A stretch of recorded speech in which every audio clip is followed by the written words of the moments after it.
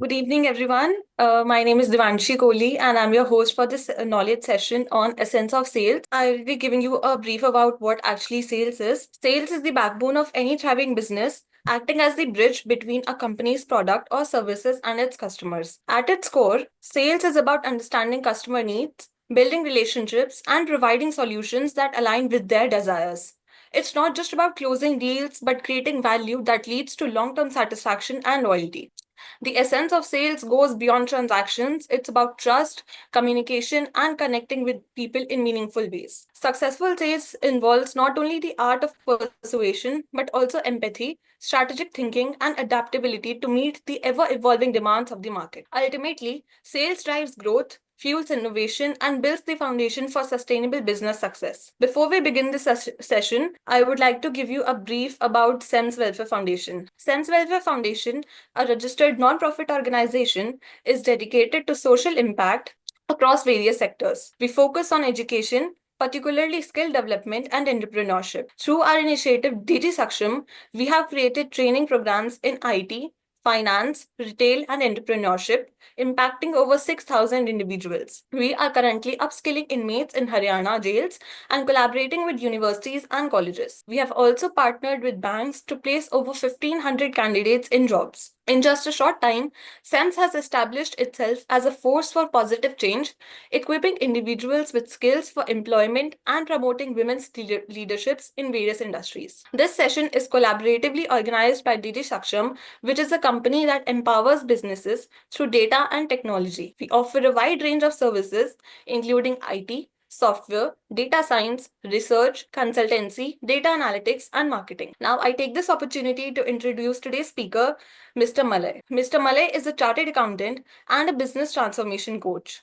After establishing and managing his chartered accountancy firm with multiple offices and 80 plus people over 3 decades, he quit his firm and chose to pursue his passion to help entrepreneurs grow their business to the next level. During his tenure in the CA firm, he advised numerous Indian and foreign companies on business strategies and planning and processes. He is the author of the business book Business Champ. This book attempts to handhold business owners to break through the stringency, accomplish success, and realize their business vision. He runs his podcast channel, Business Veda, and YouTube channel to share his insights on business strategies and plans. He is associated with an NGO, Suhrid Foundation, which works extensively with the children in tribal areas near Palghar. Now I hand over the mic to you, sir. All right. Thank you, Devanshi. Thank you so much for your kind introduction. And good evening, friends. I am very happy to be here with all of you, a wonderful audience. I would request if you can keep your camera on, then it will be a nice interactive session on a very, very important topic of sales. All right. So thanks to the technology that I'm sitting in Mumbai and I'm able to connect with all of you across the country. And you see, this is a great advantage. And I do not want to keep it just monologue. It's a communication. And if you know, in communication, there is a research which says that 55% of the communication is about body language. It's not about what we speak, but more than that, it is about what is our body language, including facial expressions. So I'll be very happy to see your facial expressions if you have your cameras on. So I understand, where are you coming from and how I can take the session forward. So that's a request that whoever can keep their camera on, we'll have an interactive session. Thank you, Padma. Thank you, Mahi, for keeping your camera on. All right. So let's get started with the essence of sales. And as Devanshi mentioned, sale is not just a transactional thing. It's not just you get a customer and sell your product to them, sell your service to them. It's not just that. Sale is much more than that. It starts before you actually sign on the dotted line, before you actually exchange money for goods or service. It's about strategic thinking. It is about building relationships. And it is about, as Devanshi mentioned, a bridge between your product and your customer. Now, friends, I have seen many entrepreneurs in my life, and these entrepreneurs are usually very good at their product and their service. They are good because they spend a lot of time sharpening their skills for the service, or doing some R&D research about the product, and they come up with great product, very professional service. But what they are poor in is sales, and this is the hard reality. If you are poor in sales, then howsoever great your product is, it may not, or it will not reach to the right kind of audience that you are looking at. And therefore it is important for you to understand the essence of sales,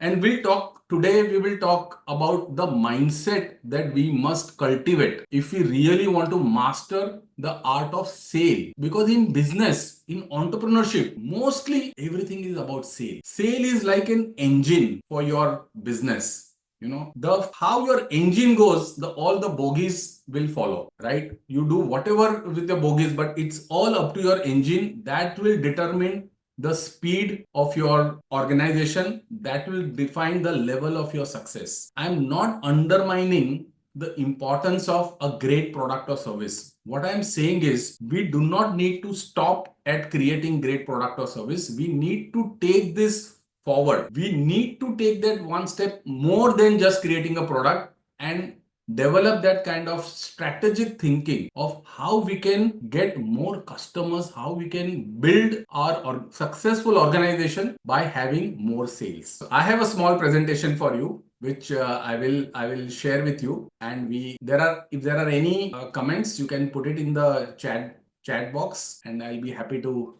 take. So we are going to discuss the essence of sale. And as I said, sale is lifeline of any business. Any business. You may be a manufacturer, you may be a retailer, import, export, service provider, professional. Sale is lifeline of your business, right? And we said that business owners are usually good in product or service, but they are poor in sales. But if you are an entrepreneur, if you are looking to become an entrepreneur, this is one skill you must master. In absence of this, probably you will find it very, very difficult to sell a business, because a great product is essential but not sufficient. A great product needs to be supported by great sales ability, and only then it becomes a great business, right? So many times people say, I'm in the business of automobiles, I'm in a business of diamond, I'm in a business of marketing, social media. Bottom line is that you are in the business of sales, because no sale, no business, right? If you can't sell, you don't make money. Full stop. So let's look at sales. And what is sales? There is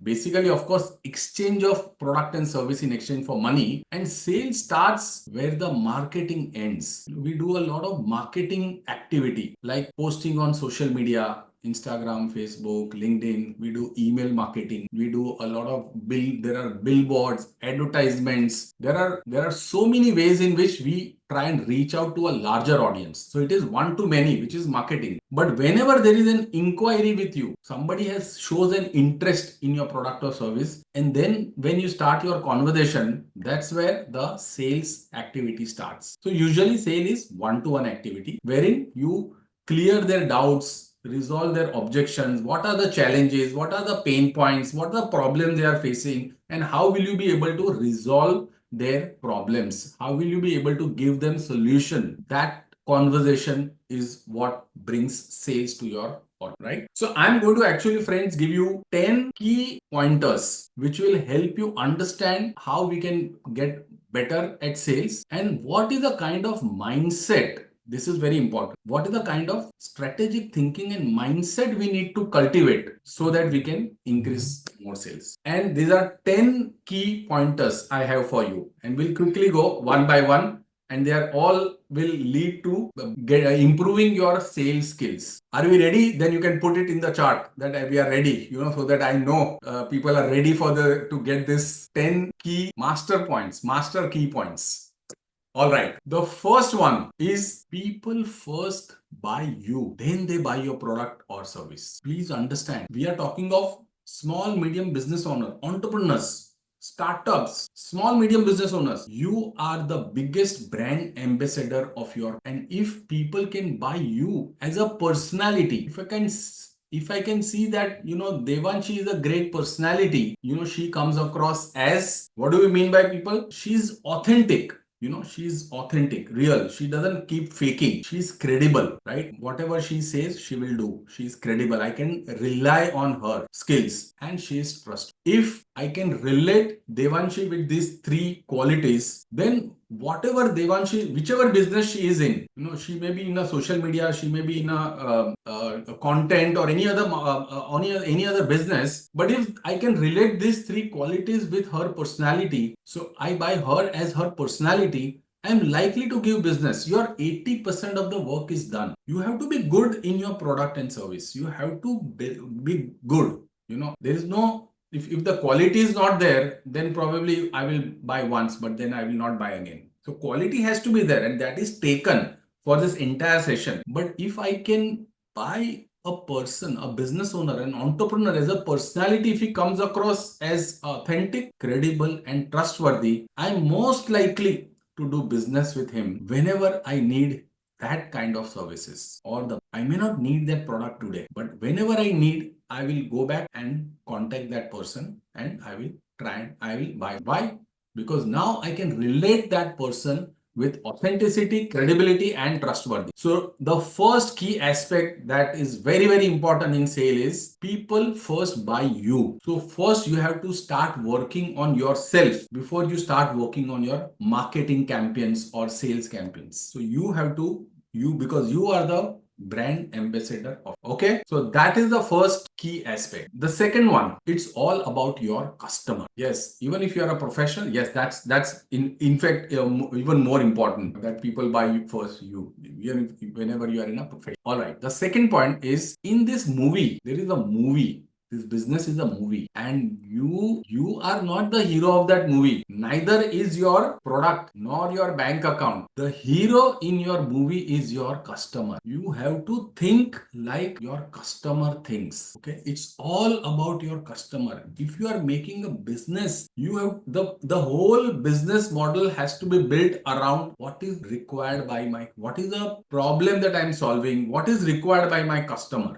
So it's all about your customer. Regardless of what you like, it's what your customers like. And I would like to just narrate a small story around this. And you can see this father and son, right? Now, a father and son somewhere in Europe, because they like to go for fishing. A father took his son for fishing, and son was going for fishing for the first time. So they went on a Sunday morning with all the fishing equipment, and father said, son, look how I'm picking up fishes. All right. So they both said, father explained to him what is to be done. So there was a rod, and then there was a hook there, which was down there in the water, and both set on two different sides, right? Two different points, and they started fishing. Father started to pick fish at very quickly. The son struggled. It was his first time. He didn't know. He struggled. It was 15 minutes, 30 minutes, 1 hour, 2 hours. Father picked up so many fishes, but son was not able to pick any fish. Not a single fish in 2 hours. And he was frustrated. What is happening?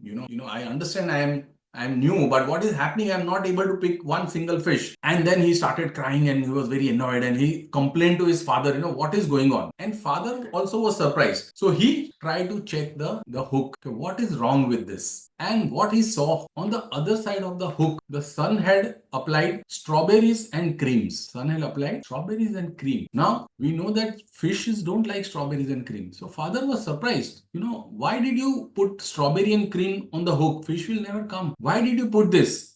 And son said, but I love strawberry, I love cream. That's where father gave him the biggest lesson in sales. It's son, my dear son, it's not about what you like. You may like cream and strawberry, but if your fish, the fish is like, grasshoppers and worms. You have to think like what fish is like. And if they like grasshoppers and worms, you have to put grasshoppers and worms on the other side of the. Only then you will be able to attract. So if you want to catch customers, you have to think like customer. You have to think like what they want, what they like, what is their choice, what are their problems that you are going to solve, not what you like. So that is second point. It's all about your customers. It is all about, is the screen visible? Yeah. It's all about their need, their problem, their choices. Okay. All right. Third, it is the act of service. Sale is an act of service. It is not just, your customer today is more informed. Please understand that. There were times, earlier times when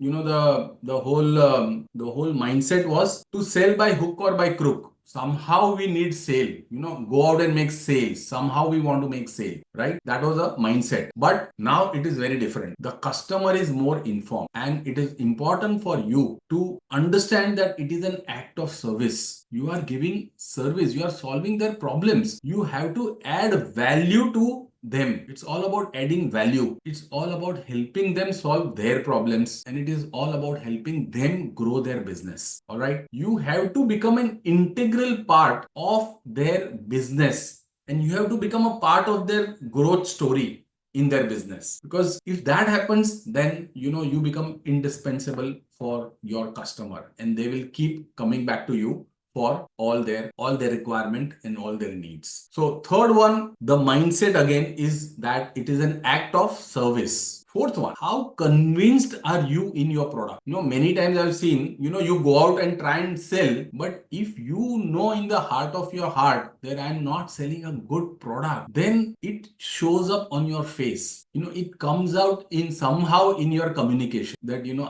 this is something which is missing. And if you are not convinced in the product you are selling, then your customer will never get convinced. So make sure that you understand your product well, in and out. Make sure that even if your product has some shortcomings, some disadvantages, as long as you know that and you are honest about it, right? It's that is very important. So you are convinced about what you are selling, what is your product. So if will you buy it at a given price, will you buy your product? That's a key question that you need to ask yourself. And if that answer is in positive, then that's what we want, because then the conviction will show up, it will come up in your communication. You will be able to resolve the doubts of your prospects, the doubts of your customers, and that's where you will be able to convince your customer. All right, are we good till now? Any questions or any in the chat? No. All right, good. Thank you, Dr. Premanand, Padma, Suraj Negi, for your comments. All right. So the next point we go, that is very, very important. You see, and this is very important. People buy with emotions, and later they justify their buying decision with logic. And this is very important for us to understand. See, we all take decisions with heart, because emotion we relate with heart, and logic, the mind will come later. That is a justification of why did I buy, why did I spend so it is, the decision is already taken with the emotions. So you have to first touch the heart, and you will be able to touch heart when there are two aspects in any product, any service. One is the features about a product, how your product is, what is it made of, what are the benefits mean what are the features and the advantages. And there is another part is how it is going to benefit your customer, how it is going to change their life when they buy your product, how will they experience something very, very useful when they start using your product. It's a feeling that they will have when they start using your product or start availing your service. So you have to first talk about the benefit, and then you can talk about this, because benefit, you are touching the heart, and that's where the emotion comes. That's where you take the decision. But and then later on, obviously, you also have to, as I said, the product has to be good. So then you talk about the features of your product. So your mind gets those justifications, then why am I buying this product? And there is a very famous and simple example about the pen, which is there on your screen. Now, example, if I'm selling this pen, I can sell this pen in two different ways, right? One, I can say that, sir, would you like to buy this pen? It is made of German technology. It's made from very high quality steel, right? And it is very, very sturdy. I'm not wrong. I'm saying what the product is all about. Would you like to buy it? And probably you'll think, acha, German technology, good quality steel, sturdy. Okay, let me think. Good. Now, the same pitch, the sales pitch, I can turn it around and say it in another manner also. And that's completely different sales pitch. I'll say that, sir, with this pen, when you write, your hands will not tire. You will get your best handwritings and it will add to your personality. Would you like to buy? Now a person thinks, wow, it will add to my personality. I will get the best handwritings, right? And my hands also will not so smooth. My hands will not. I am likely to take decision with emotion because now I'm seeing that if I use this pen, I'm going to have better personality, add to my personality and all of that. My handwriting will be good. So now I'm seeing, I'm talking the benefits that he'll get. And then you can obviously come back and say that, yes, it's a German technology and all. But how you present your sales pitch is very, very important, right? And that's what triggers a person to take the decision. Because what you want eventually through marketing, you got people in your funnel, you got people to start making some inquiries for you. But when you now in the sales pitch, how you design and deliver your sales pitch, that will prompt him to take immediate decision. You want him to now decide and buy, because in absence of that clear sales compelling sales pitch, your marketing efforts will go waste. People will show interest, but if you are not have a compelling sales pitch, if you are not closing the deal, as I said, no sale, no business. End of the day, we all want sale. All the marketing efforts we have done because we want sales. So this is a very, very important point, friends. Talk benefits. What is the end result that your customer will get? Benefit. All right. So these are the 5 points. 6th point, mindset. How do we think? How do we understand the human psychology? That is very, very important. It's all what sale is all about. Understanding people. Now this is a very, very profound sentence. Again, people like to buy, they don't like to be sold. There is a very thin line of distinction between this, in a way. And in a way, there is a huge difference. If I am constantly sold by somebody, I'm not going to buy it. Most people are, oh, this guy has come, now he's going to sell me some insurance policy. Oh, this guy has come, now he's going to sell me some MBA product. If I am constantly being, nagged about it, I am not going to buy it. Because understand one thing, people need freedom to take this. They must feel that I have taken the decision to buy, not that you have sold me. I have taken that decision. I need that freedom to decide what I want to do, whether I want to buy or not. You have to give them, in a way, some point of time you have to give freedom to say for your customers to say no also. You can't sell to everybody. So what is important is, once you have made your sales page, once you have communicated, solve their problem, everything, the whole thing is done, the communication is done, give them freedom to decide. When you give them freedom, that's where they will start thinking more about your conversations, and they will come to a conclusion to buy. So don't push them too much. That's the point. We will come to another point, which is a kind of, you might feel that it is contradicting, but it is not. And we will come on follow, and we'll come to it. And then that time we will come back to this point, 6th point of what is the difference. But here the point is, talk about your product, talk about the benefits, features, talk about their problems, talk about everything, the solution that you are able to provide, and then you will have to give them freedom to choose whether they want to buy. You will follow up, but in a different manner. But don't push them too much, because once you push them too much, the possibility of closing the deal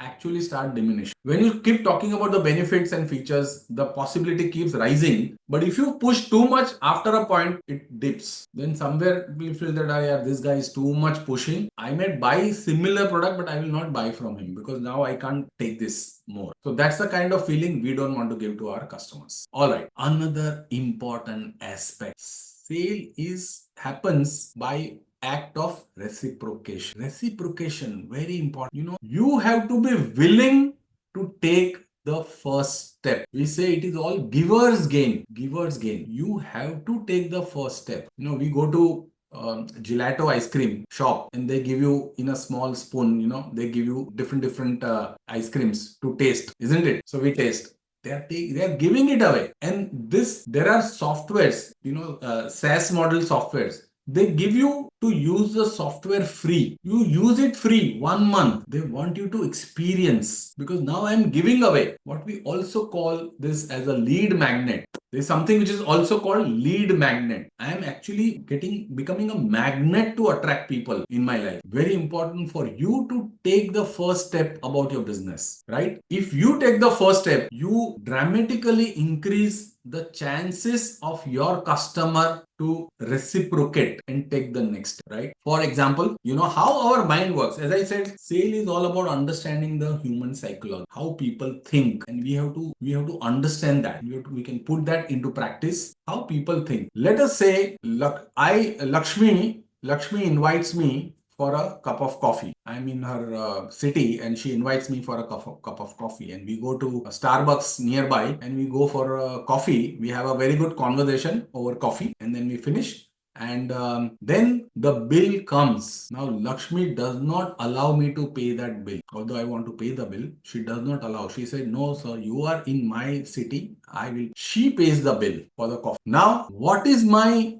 natural reaction to this going to be? Lakshmi, this time you have paid, next time the coffee is on. Isn't it a natural reaction of all of us? When somebody does something to you, you feel obligated to do something in return. You want to give back. Somebody comes to our house for a dinner, and while they are going, they are bound to say that, now when are you coming to our house for dinner? I mean, that's how our culture is. That's how we think. And in business, people don't think differently. What happens is, when you take the first step, when you give something valuable to your customer, take the first step and give upfront something which is valuable, then your customer valuable and at the same time doesn't cost you more. You are willing to give that. Gelato mein, there are small ice creams, they are willing to give that free. Somebody can eat that ice cream and even go away. There is no compulsory. They don't have to buy. They can go away. But I'm willing to give them that much free. Doesn't cost me more. But I'm dramatically increasing my chances of closing the deal. So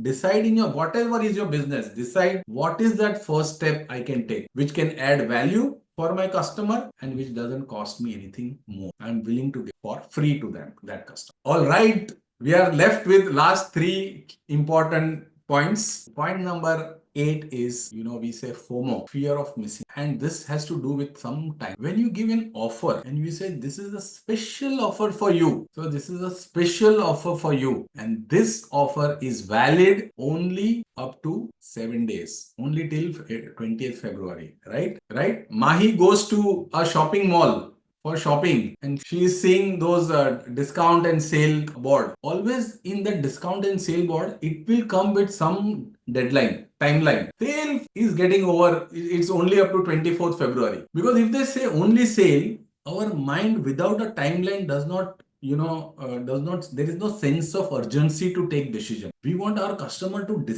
take some decision as early as possible now, right? So when you give that timeline, now there is a timeline. Now Mahi will think, oh, today is 21st. Okay, that sale is getting over on Sunday. I may not be able to come back on Sunday. Let me buy now. Otherwise, I will lose out on this discount. So now, because of the timeline, we are triggering her mind to take decision, and therefore we say it fear of missing out. There has to be some fear of missing out, that if I do not decide now, I will miss out on this. That is the kind of sales pitch we need to, with timeline always. Because without a timeline, maybe sale, maybe your goals, maybe anything, without your timeline, we are not going to take decisions. We will not get into actions. We say that without timeline, we all will live in one day island. One day I will do this. One day I will start gym. One day I will start my diet. One day I will,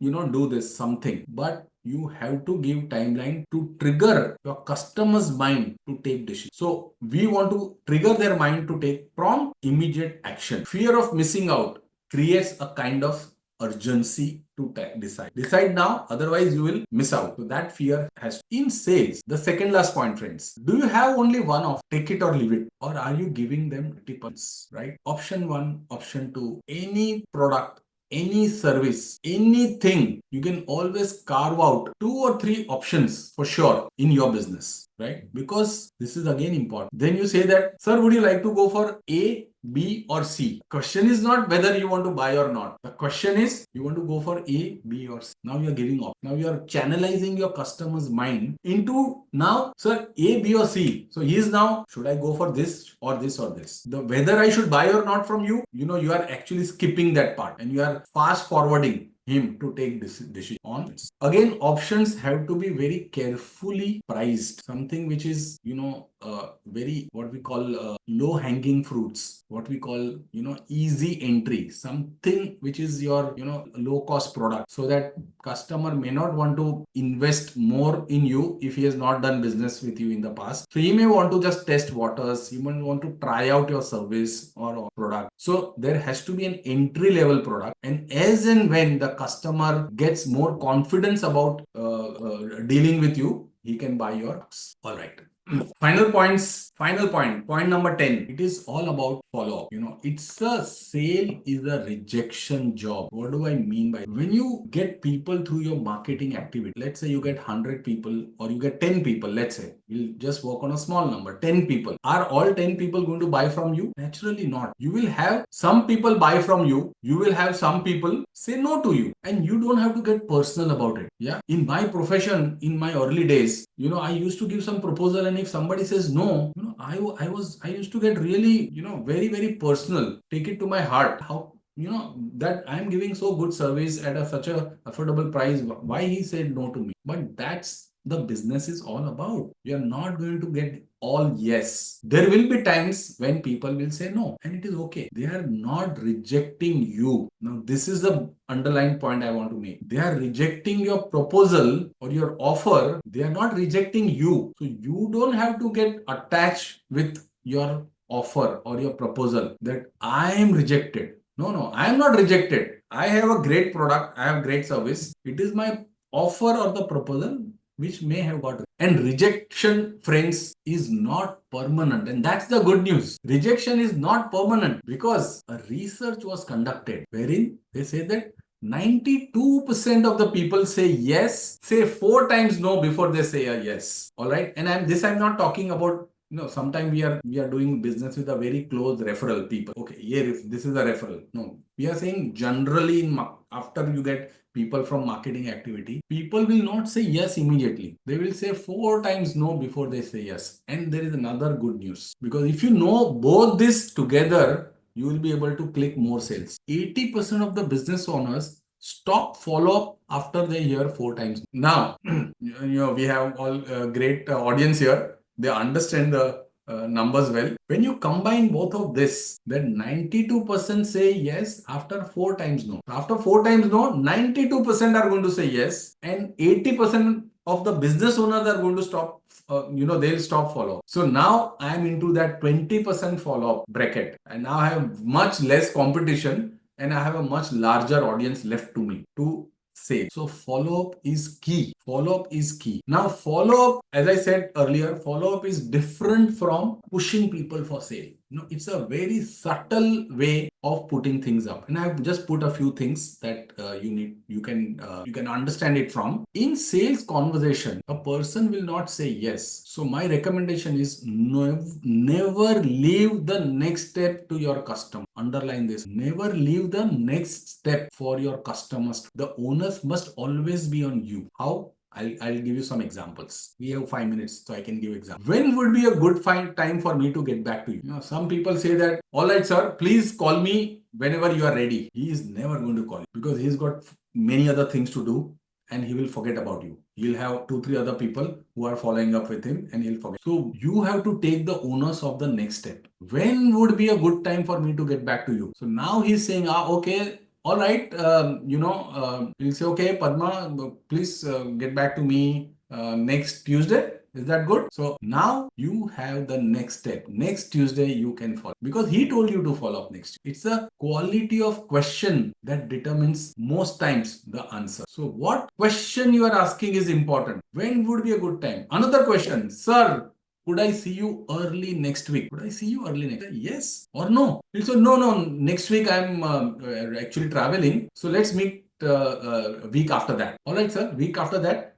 Tuesday, you have to ask the right question. It's all about asking the right questions. That is follow, because then he's expecting you to see him on Tuesday after the next week. And if you want to be more assertive, all right, sir, let me call you Friday evening at 5. Isn't it good? Okay. All right. 80% of the time people say, okay, sure, call me. Somebody might say no, but 80% of the time you'll get yes. So what is important in follow-up is the asking the right question, and it is your duty to keep the communication going. Communication break, sales process broke. That chain is broken. Now it's over. You have to find a way to keep the communication going and build relations, because follow up is the rule of no follow up. All right, friends. So, as I said, any product, any service, you need to have a great product, you need to have good service, but end of the day, entrepreneurs are all in the business of sale, because no sale, no business. If you can't sell, you don't make, and we are here to make money. So thank you. That's what I'm happy to take questions. Any questions? Any thing that you want to share? Just to inform you, I have my YouTube channel. I can request you all to check out YouTube, Malay Damania, and there I keep giving those small nuggets and strategies and business insights which you can follow on sales, on marketing, on various other finance and entrepreneurship, which could be used. But it was absolute pleasure, Devanshi, of taking through this sales, essence of sales, which is, in my opinion, very, Sir, very important topic. But this is the starting. There are so many things in sale, but mindset. How is my mindset when I look at sale? That is very, very important. And if I start with this kind of mindset, I can dramatically increase my chances of closing deals and having more sales. sir, I have got one question. I'm GD Garg. Yes, sir. How to create the sales for a obsolete product? Sale for? Give me some tips for creating sales for a obsolete product. The product is obsolete in the market. Okay. Obsolete product sale, of course, is very difficult because it is not in trend. But if you have multiple products, then I can recommend a couple of things. You can bundle your non-moving product, something which is not moving. You can bundle it along with your moving product. That buy this product. If you are buying this product, you get this obsolete product, so to say, at 50% discount or some discount, whatever discount you use. So you're bundling it. When people are buying your premium product or a moving product, you can bundle it along with this. You can come up with some sale, special offer for your existing customers. So discount, special offers, one-time offer for the obsolete product, bundling it with other products. I think these are the few things. But another thing, Mr. Garg, I would like to point out is that selling obsolete product, you have to also keep your customers informed about, because it can otherwise damage your reputation if you are selling it as a good product, and if it is a kind of a defective product because it's not some defect in that, and that is why it has become obsolete, then it can damage your reputation. So you have to walk a thin line between not damaging your reputation, and at the same time, I understand you also want to liquidate your obsolete products, because that's where your funds are blocked. So you have to come up with some discount, some offer, bundling it, and see how it can go. Right, That's sir. what. Right, sir. Thank you, sir. Yeah, sir, this is Dr. Premanand. I have few questions on my mind when you have the presentation. What is absolutely fantastic presentation, sir. I just want to have your question is, what did you think that the key difference between how previous generation has a view on sales compared to the today's generation? That is number one. I wanted to understand your view. And number second question is, how did you believe this generation lack of interest in sales is due in the shift in the values or more about the perception of the sales profession? Because I'm into the HR industry, I'm not able to get the sales people because they are very, very lacking. They said the sales is really boring. What did you see this perception? And a third question I have in my mind, like how does the sales role evolve to incorporate more technology service skill that might attract this generation. So I'm talking about the earlier generation and this generation. Three questions in my mind I had, and if you can answer for this, and I can get another question I have in my mind. All right. Thank you for these questions.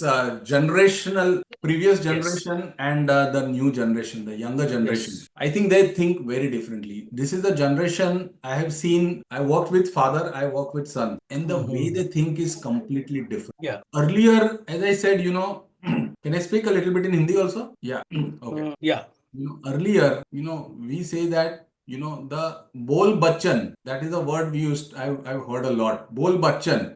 Salesman has to be a bol bachan. He has to somehow convince the customer, और हम और एक चीज बोलते हैं उसको बाटली में उतारना है. Loosely speaking, we used to say, we used to hear like this, because he is very smart talker. He talks a lot and somehow he will convince the customer to buy. That was an earlier sales process. They were successful at that. Today, not only the new generation in terms of sale, but now even your customer has become very smart. Customer has got more information because of the technology, because of the Google and all. The information is available with you all the time. So it's not about what you say. It's about building long-term relation. You are not selling for today. Once you start discussion, you have to build that relationship for a longer time. You have to be genuinely interested in adding value. And as we've gone through a few of the pointers, and if that mindset is not there, then I'm afraid that is not going to convert into sale. Because authenticity, credibility, and trustworthiness, these are the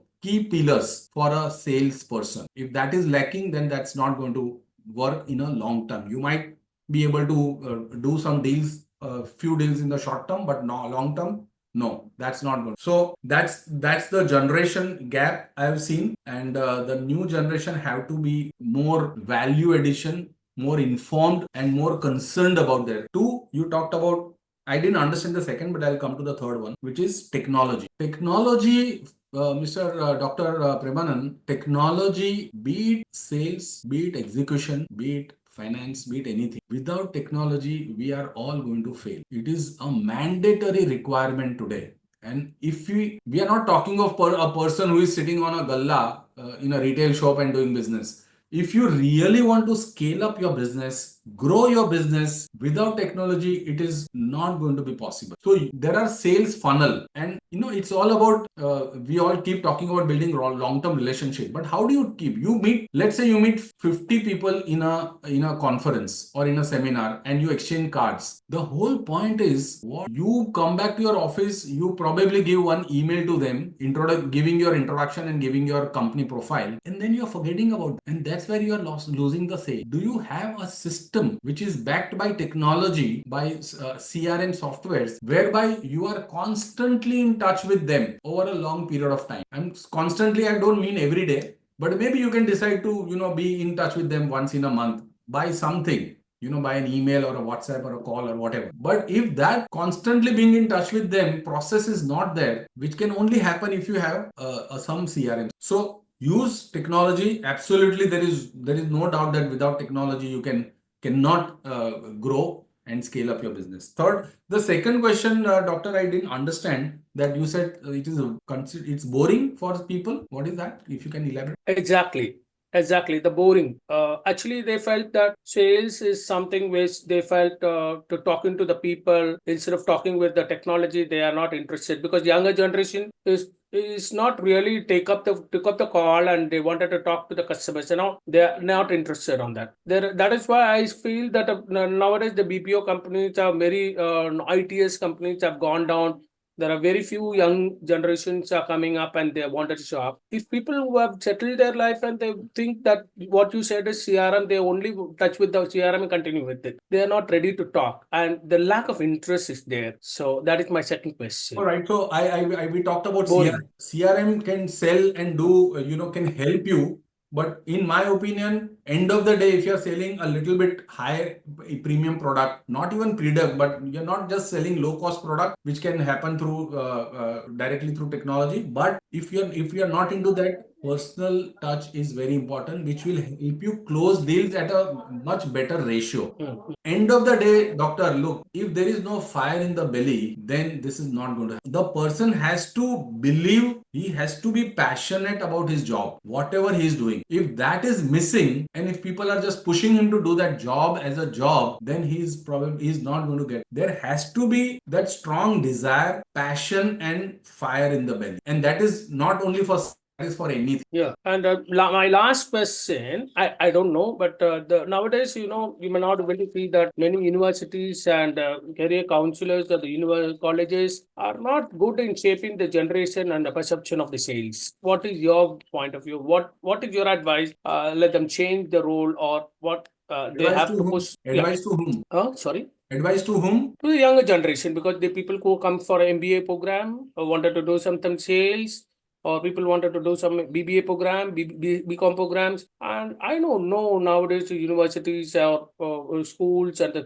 career counselors are not motivating the younger generation on perception of sales. No, What is your idea or think that some of Harvard universities and big universities like in overseas, they are really good, but Indian universities, they may not think that the sales, the essence of a sales is getting very low. And so there are what is your word? these universities degrees, they are all great. They give you, the in crux, they give you what you should do, how you should do, right? Yeah. But younger generation has to understand, because we've got into a lot of that those fast food kind of mindset. You have to work hard. There is no shortcut to success. You have to put in a lot of efforts, especially in the initial phase of your business. You should be willing to really boil it down. There is no shortcut. But if you do that, back up your degree and the knowledge with hard work, because only degrees and knowledge